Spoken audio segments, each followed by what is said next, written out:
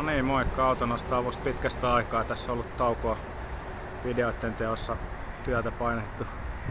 Kovaa ollaan muutettu tänne kauppakeskus Viisariin. Tuossa takaa näkyy vähän myyntirivistöä ja tuossa vähän karu pihan näkö. Pihan toisella puolella tuossa lisää. Yksi moottoripyörä vielä myyntirivissä myös tuossa eri paikassa. Toimisto meillä on tuossa rakennuksen toisella puolella. Samaa linjaa jatketaan tarkkaan, katsotaan tuotteet läpi ja pidetään asiakkaiden puoli autokaupassa ja näin. Konsultoiva autoliiketoiminta, eli myydään omaa varastoa ja välitetään myös autoja yritysten ja kuluttajien puolesta ja autetaan teitä meille tärkeitä asiakkaita tekemään onnistuneita kauppoja. Ei muuta kuin katsomaan meidän kotisivuja www.autonostoapu.fi. Sieltä löytyy lisää tietoa. Aurinkoista kesän jatkoa kaikille.